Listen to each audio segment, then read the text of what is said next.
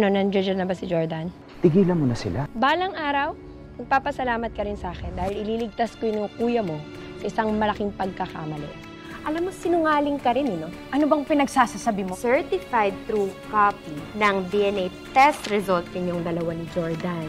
Alam ko na yung kawalang hiyaan ninyong dalawa ng nanay mo. Shaira, wala akong pakialam sa'yo, Christy. Nagawa mo! Ha? May maskas! Kausap mo na ba si Jordan? Masosurpresa silang lahat sa gagawin ko. Alam mo, abangan mo na lang to sa social media kasi sure ako na magba-viral to. On one! Let's go! 2! 3! Hindi lang gender reveal ang gagawin natin. Meron din tayong father reveal! Woo! Dahil ang pinagbubuntis ni Christy ay hindi kay Jordan! Woo! Teka, sandali. Wait lang. Siyempre, hindi tayo pupunta dito ng walang ebidensya, di ba? Here, this is the original and authentic test result ng DNA test ninyo. At ang sabi dito, hindi ikaw ang tatay ng pinagbubuntis ni Christy. Hindi ka ba talaga titigil? Wala ka na bang kahihiyan? Bakit ako mahihiya? The truth is right here. Umalis ka na dito, Shaira, bago kita ipakuha sa mga security. Jordan, ikaw na lang ang nagbubulag-bulagan. Pineke ni Christy ang DNA test result ninyo. Why don't you take a look? Go on. Sige, tignan mo.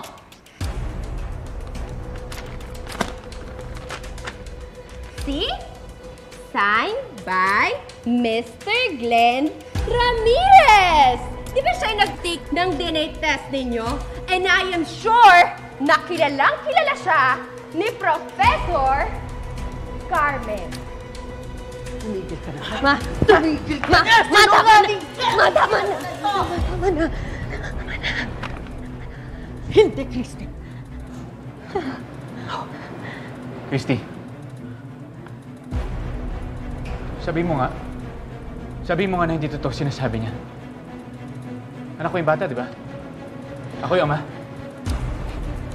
Ma. Anak ko, di ba? Sabi mo. Jordan, patawarin mo ko. Jordan, alam kong mali yung ginawa ko. Hindi ko na dapat ginawa yun. Hindi na maulit. Jordan, ilang beses kong gustong sabihin sa'yo, ilang beses kong sinubukan. Maniwala ka. Babe, maniwala ka. Pero pinili mo pa rin akong lokohin? Pinili mo pa rin magsinungaling?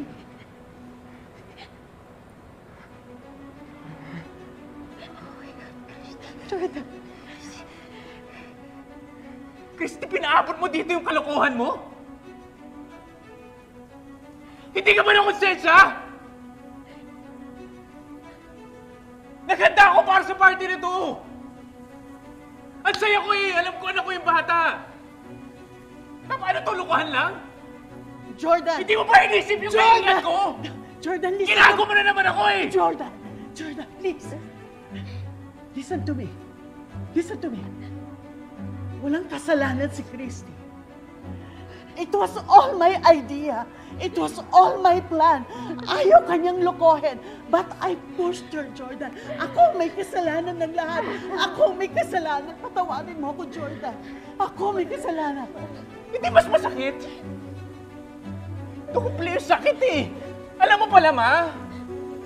Ano to? Alam niyo ako hindi! Nagkampi pa kayo! Babe, wait. Nagkampi kayong dalawa eh! Jordan. Jordan, please. Mga sinungaling!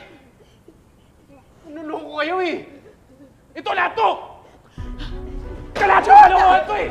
Kalokohan to lahat to eh! Kalokohan! Tama na! Wala na tayo! Wala na tayo! Malma ka! Jordan! Parang awa mo na! Tama na! Magpapaliwanag ako, please! Talaga sandali, Jordan! Hoy! Ikaw hindi ka aalis dito. Jordan, mag-usap tayo. Jordan, mag-usap tayo, please. Bakit mo nagawa sa akin to? Bakit mo ko niloko? Natakot ako na baka masira tayo ulit. Dahil dito. Christy, kinausap pa kita? Di ba sinabi ko naman sa'yo na tatanggapin ko kahit si Leo ng ama? Nangako ko na hindi kita iiwan. Pagkatapos ano? Ginawa mo pa rin to? Jordan, please. Please, wag ka naman mag-isip ng ganyan. Please. You betrayed me. You betrayed me. Hindi ko na alam kung kaya ko pang pagtiwalaan yung mga sasabihin mo sa akin. Jordan, please! Jordan, please, wag kang mag-isip ng ganyan. Ha? Wala na akong ibang tinatago. Wala na, last na to. Promise, babe. Sa tingin mo ba maniniwala pa ako? Nakikialam ka? Bakit? Anong gusto mo mangyari? Kapal ng mukha mo. Bakit? Ha? Ako? Ako sisisihin mo?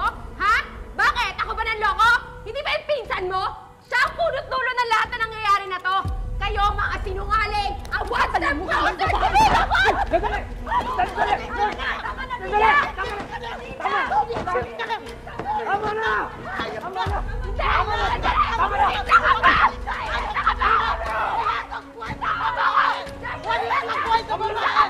Di ba isa ka professor?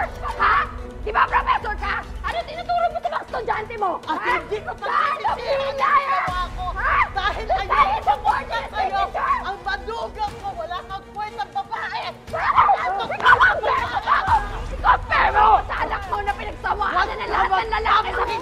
Buntay! Huwag ka magpapakita sa akin! Please, stop fighting na po. Kapal na mukha! Jordan! Zaira, ito ba yung dahilan na itinawag mo sa akin? Bakit? Ha? Hindi ba dapat magpasalamat ka sa akin, Jeff? Dahil in-expose ko na lahat ng totoo? Kailangan umabot sa ganito? Hindi mo nakita mas napahiya si Jordan sa'yo?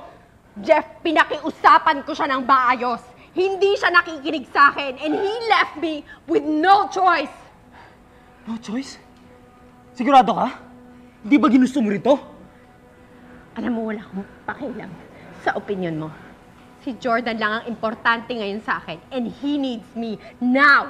Tumigil ka na! Tahimikin mo yung kapatid ko. Once and for all. Tama na! Jeff, Tama na nga eh! Tumigil ka na!